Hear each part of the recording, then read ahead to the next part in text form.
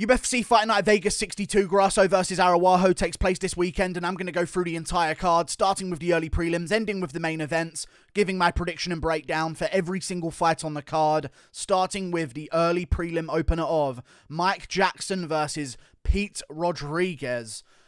Now, I am very torn on this fight because although I do believe that Pete Rodriguez is going to get this one done, the fact that he is a 7-1 favorite over Mike Jackson is just absolutely ridiculous. So if I were you, I'd put some money on Mike Jackson. He's not terrible at fighting.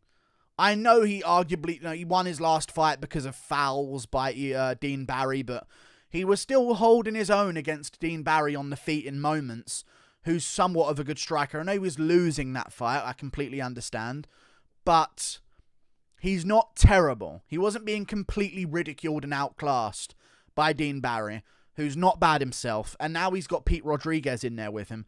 The difference is, I just feel as though Pete Rodriguez is a little bit more well-rounded as a martial artist, which gives him arguably more confidence on the feet, and he does have a lot of power and a lot of power early. I would not be surprised.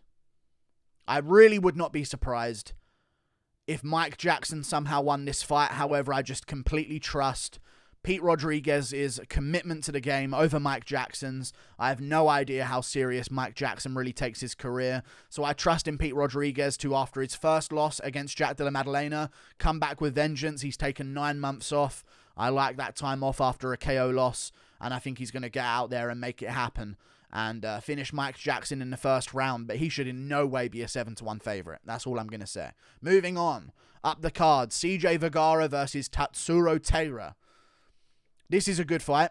Really looking forward to this one. I'm going to be going with Tatsuro Taira here over CJ Vergara. I think CJ Vergara is very underrated, but I just feel as though he makes it too close sometimes, and I think he gives up a lot of positional control here and there in fights. He usually does build into fights, which is good of him.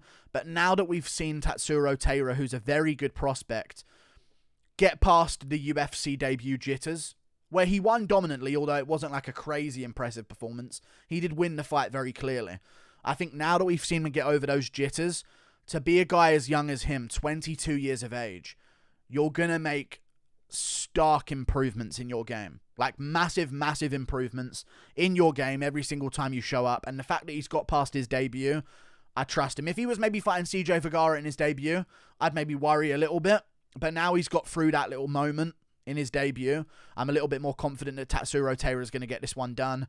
We saw Clayton Rodriguez, who was able to get good positioning over Tatsuro Taira in their fight. And that's a guy who does slow down as the fight goes on. But I feel like Tatsuro Taira is going to get the back in moments, and I can see him actually cinching up a rear naked choke in maybe the second round here against CJ Vergara, who I just feel like leaves too many openings in some of the scrambles in the grappling moments that they have, although he does do well against strikers, so maybe he'll give Tatsuro Taira some problems on the feet, but I think eventually Tatsuro Taira will find the back and choke out CJ Vergara. Moving on to another fight on the card, which is Piera Rodriguez versus Sam Hughes.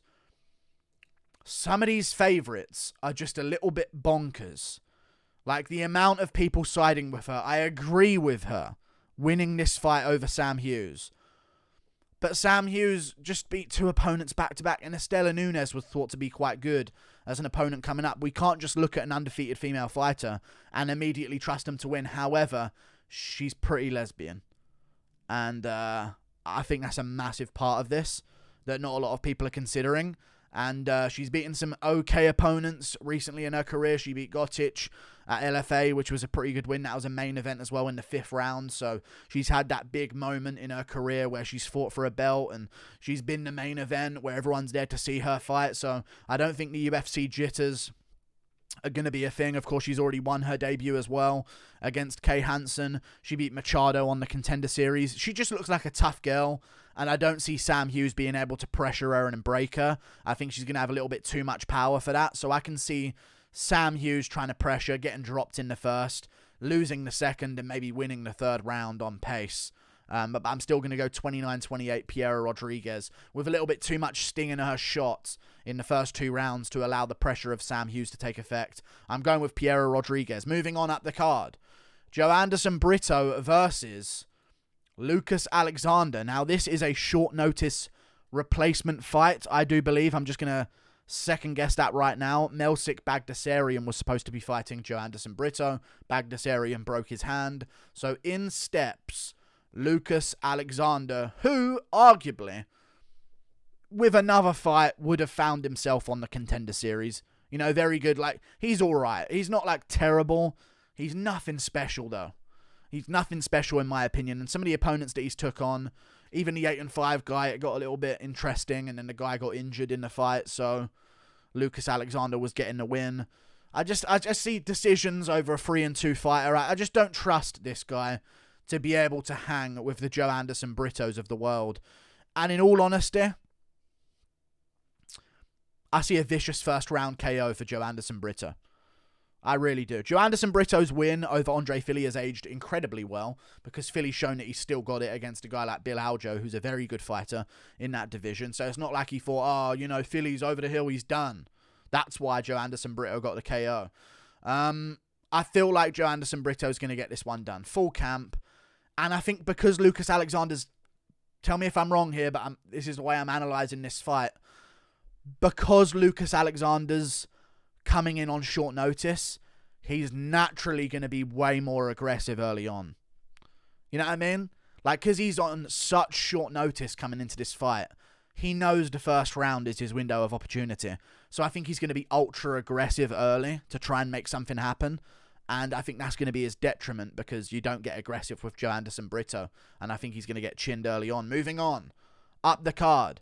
Nicholas Maximov versus Jacob Malkoun. I'm going to be going with Nick Maximov here. I truly believe that the majority of times he beats Andre Petroski. I think he got caught in the Dash choke, or the Anaconda choke, sorry it was, and he got put to sleep, and it was memed because, of course, he was the guy that was supposed to be taking on Chimaev, said Nate Diaz, and all this type of stuff, and people were sort of harsh on him. But I still believe in Nick Maximov as a contender and as a prospect in that division. He's staying active. He didn't take any damage against Petroski. It's not like his chin might be gone now. You know what I'm saying? Like, he got choked out. Sure, it's happened many times in a gym for him. But this is a guy who, listen, Jacob Malkoun's good, but I feel like sometimes he can get out-hustled in the grappling and give up some bad positions. And I think with a guy like Nicholas Maximov, he constantly hustles in the grappling. I don't see much submission potential from Jacob Malkoun. I don't see much KO potential early on either, to be honest with you. I don't see that. So this isn't who out-hustles who type of fight. And I trust in the jiu-jitsu of Nick Maximov to secure positional advantage. Pinelli Soriano is a ridiculously strong man for that division. A ridiculously strong guy for that division. And I know arguably on damage you could argue he won, but he lost all the positional moments in that fight against Nick Maximov. And then Cody Brundage is now doing pretty good in his own career. He just came off a massive KO win over Tresean Gore. And Cody Brundage is now doing his thing on a 2-fight win streak. He beat Dauchulun Gyambula by first round submission with a guillotine as well. So I just feel as though we're going to see Nicholas Maximov a little bit more calm now that he's lost his O. A little bit of pressure off of him. He's no longer this big up-and-comer anymore. Like, a little bit less pressure on him, and I think he's just going to out-hustle Jacob Malkoun, where maybe Jacob Malkoun gets the takedown, but eventually Maximov threatens enough and finds the back at the end of the round, and his positions are seen as more important because of a bit of a jiu-jitsu difference, is what I'm going to go with. So I'm going to go with Nicholas Maximov here. Moving on. Up the card, Raphael Assuncao versus Victor Henry.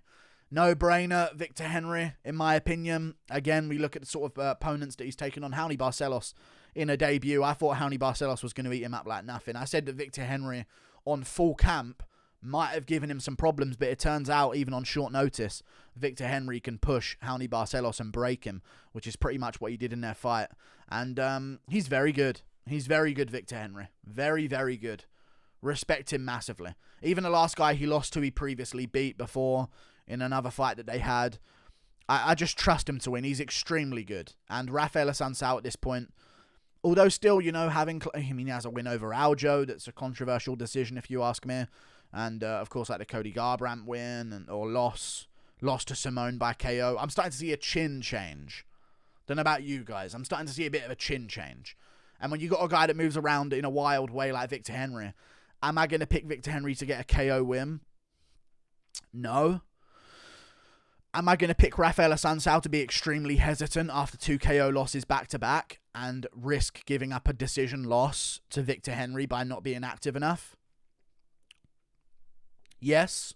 Victor Henry's got a hell of a chin, and I think he's just going to push in the face of Raphael Assuncao for 3 rounds with a bit of a size advantage as well to add into the mix, with a reach advantage as well that's going to be a part of this. I think he just breaks him over 3 rounds and wins by unanimous decision 30-27. Moving on. Up the card, Manny Martinez versus Brandon Davis. I'm not falling for it. I'm not falling for the Brandon Davis underdog. I'm picking Manny Martinez. Brandon Davis is such a hit-and-miss fighter. It really annoys me. Okay? It really does. Dana Batgarel, flatline him in the first round. Zabit, out-tally him on points in round 1 on the feet with leg kicks. You know what I'm saying? It's so annoying to me. But he's won some fights on the regional scene to get back to this point. You know, he won 4 fights in a row on the regional scene against iffy competition. Let's be real, against pretty iffy competition. But, split decision to Kang Hyo Kang, loss. Split decision to Giga Chikadze, who defeats Edson Barboza by TKO. This is why I don't understand Brandon Davis. He's a truly which one's going to show up type of fighter. And you don't know. And because of that, I'm just going to trust in the younger up-and-comer of Manny Martinez. Listen, Brandon Davis ain't going to wrestle. And Manny Martinez had moments against Ronnie Lawrence, which were very, very impressive, if you ask me. He almost finished him in the 3rd round, but got out-wrestled early on in that fight, but still held his own in the grappling. I don't see Brandon Davis being able to wrestle or out-wrestle Manny Martinez, which I think is going to leave it on as a fight on the feet. And if it's left as a fight on the feet, I could see, because of how Brandon Davis gets hit so much, cutting down to 135, which I don't think is good for him. I think he should be at 145. I just see Manny Martinez like having a decent scrap with him early and then catching an aggressive Brandon Davis at the end of the 1st round and putting him away by TKO. That's how I see it going. Moving on. Up the card, Misha Cirkunov versus Alonzo Menifield. I'm going to be going with Alonzo Menifield. Misha Cirkunov is done. I don't believe in him as a fighter. He lost to Wellington Turman and Jotko and Ryan Spann, of course, where he didn't shoot a single takedown and just stood there the entire time. I think there's a brain issue with Misha Cirkunov, and he doesn't understand what he needs to do to win. And I think that's the main problem that I'm seeing with him. And he's just took himself down to 185. Now he's coming back up to light heavyweight. He doesn't really know what he wants to do with his career. He's just accepting whatever they give him. Whereas Alonzo Menifield, coming off a decent win against an absolute fake record can in Askar Mozarov. Either way, I just feel as though he's got this one in the bag. Alonzo Menifield, decent scrap with William Knight. Very patient in that fight, but they're both extremely powerful, you know. Arguably could have won. I think it was a very close fight decision-wise, right? But his calf kicks were there, which were very effective. I just don't think Cirkunov has the power on the feet to gain respect from Alonzo Menifield. And I think if you can't do that, you're looking at a KO loss. So I'm going to go with Alonzo Menifield 1st round KO against Misha Cirkunov. Menifield's got underrated grappling defense. I'm going to go with Menifield 1st round KO. Although I don't think Menifield will ever be anything because he's too old. He's pretty decent. And he's a physical freak of a fighter. So I think he'll just mess up Misha Cirkunov and finish him. Moving on. Up the card, Dusko Todorovic versus Jordan Wright. Underdog time. Juicy 2-1 underdog time. I'm going with Jordan Wright. I know he's a little bit blinky. You know what I'm saying? I know he is. But he's been training at Jackson Wink for quite some time now. He's becoming a little bit more settled over there. Okay? I trust in him to get this one done. I do. I just do trust in him to get this one done. I feel like he's going to go out there, and I think we're going to see a lot of Dusko Todorovic trying to push him up against a cage, but Jordan Wright is a much larger man for the division than Dusko Todorovic is. I don't believe Dusko Todorovic is 7 foot, or 7 foot, he's not 7 foot, he's not Struve, although he looks a bit like him. I don't think he's 6'1". I think he's about 6 foot. I think Jordan Wright, tall 6'2", and I think he's going to be able to sort of manipulate Dusko Todorovic in the clinch. He's got a reach advantage over Dusko as well. I can just see it getting in the clinch And Dusko's not going to be strong enough to just shake around Jordan Wright. I think Wright's going to find the clinch, blast some knees to the body and head, and finish off Dusko Todorovic. Both of these men are coming off finish losses, but one of them was by guillotine against Marc-Andre Barriault for Jordan Wright, and the other one was a KO loss to Chidi Njokuani 5 months ago. And I see Jordan Wright catching him with some knees in the clinch. I think it's just going to be a whoever wins, 50-50. I'm leaning towards Jordan Wright. He's a juicy underdog as well. I don't know why Dusko's such a big favourite. Moving on. Up the card, Askarov versus Brandon Royval. I'm going to be going with Askarov here. Now, there was a part of me that was thinking, you know what? Maybe Brandon Royval is random enough to win. But agree with me or don't. I think the problem with Brandon Royval is he's weak. He's really weak. Yes? We on board with that? I think we're on board with that. Listen, he's very wiry and he's dangerous and he's got power in his shots and he's wild and unpredictable for the flyweight division and he's rangy and it can be a problem for some people, but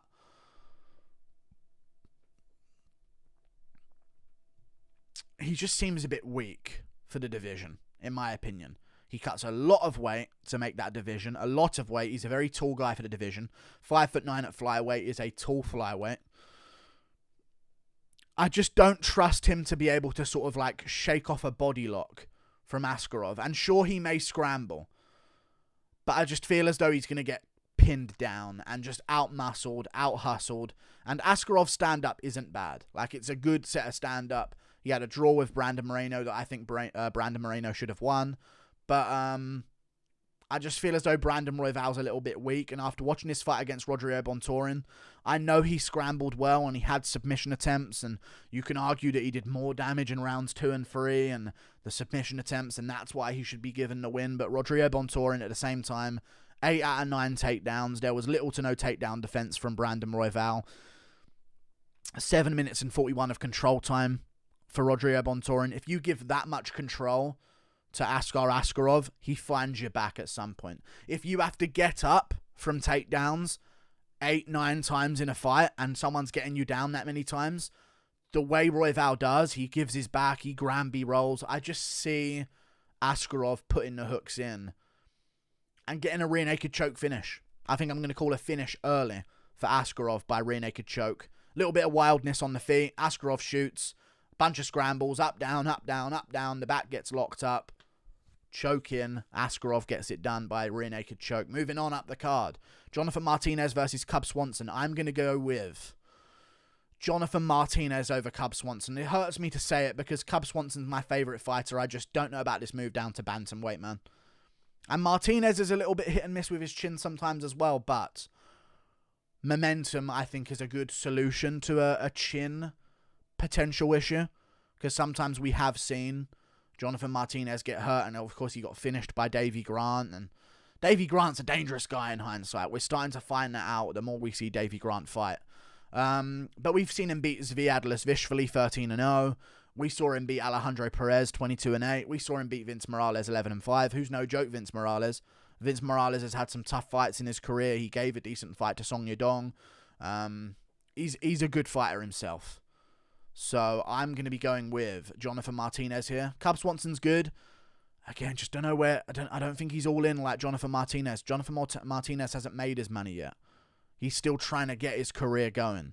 He's 28 years of age. It's now or never really at bantamweight. You got to get towards the top by 29 and then towards the top 10 by 30. You know what I'm saying? And then the top 5 by 31, and you better have the belt at 31 because there's a quick turnover unless you're Dillashaw, I guess. I just think Jonathan Martinez, this is his time. He's on a bit of a win streak since that KO loss, so I trust him to take shots here against Cub Swanson. He's just slick on the feet. I like his leg kicks. I like everything about it. And I just don't know how Cub Swanson's going to adjust moving down a division. We normally see the worst performance of a fighter's career the first time they move down. I mean, Aldo went looking great against other opponents at bantamweight, to like really tough fight with Marlon Moraes that he lost. You know what I'm saying? I feel like there's an adjustment period when you go down to a new division. I don't know if this is a good adjustment fight. for Cub Swanson. I'd much rather have seen him take on like a, hey, Eddie Wineland situate. What about a rematch against Eddie Wineland? I'm pretty sure they fought each other before, unless I'm making stuff up. Do I not remember that? I don't remember it. It didn't happen. I'm making stuff up. But either way. Oh, no, they're like the same person in my head. That's what it is. I always say Eddie Wineland's like the Cub Swanson of bantamweight because of the look of them. But either way, I just feel as though Cub Swanson, the speed adjustment at bantamweight, I don't think is going to be good. And I can see him getting finished to the body. Something like that. Just a little bit of a weak torso moving down in weight. I see him getting finished with body work. Moving on. Up the card. Alexa Grasso versus Viviane Araujo. 90% of people are picking Grasso. I am picking Grasso. She's a big favourite. Araujo, lesbian Brazilian. And this is the problem with these Brazilian women with deep voices in contrast to the Brazilian men with high voices. We don't know what's going on over there. There's a bit of a mix-up. Okay? It's like San Francisco. They don't know which is which. The men and the women. It's very interesting to me. I like Viviane Araujo as an underdog here. I'm not going to pick her. I think she's a good underdog. I wouldn't be surprised. I just do believe in the improvements of Alexa Grasso that she's been showing in her career. Viviane Araujo's good, and she's had tough fights with Chukagian. That was a very close fight that she had, and then I see the loss to Jessica Ai. And that annoys me a bit. And it was a close fight. I get it, but like make it clear at this point. 2019, Jessica Ai, come on. Roxanne Modafferi decision where she lands, but it gets interesting as the fight goes on. I just feel as though Alexa Grasso's hands have gotten way better. She got a first round finish over Joanne Calderwood, and I feel as though that was a really impressive performance that she got. And she beat Macy Barber in an interesting fight, but it was an impressive performance from her. She just looks good with her hands. Yi Yong Kim's no slouch in the boxing department for women's divisions. You know, majority decision loss to Carla Esparza where she really badly hurt Carla Esparza in the third round and showed good cardio after some grappling moments. I just think Alexa Grasso is going to rise to the occasion over Viviane Araujo. I reckon she gets it done. I do worry. 35, Viviane Araujo. She ain't having kids. She don't care. It's over. Now she's going to have that rage in her body for this fight. But I'm still going to side with Alexa Grasso here. Tough fight, though. Really tough fight. I just think it ends up being a technical boxing fight. With Grasso stuffing takedowns and landing the better, crisper shots on the feet. Maybe Araujo starts to come back in the fourth and fifth. First 3 rounds are going to go Grasso's way. 48-47 Grasso decision. Like and subscribe. Thank you for watching. Toodle pip. I'll see you later. Goodbye.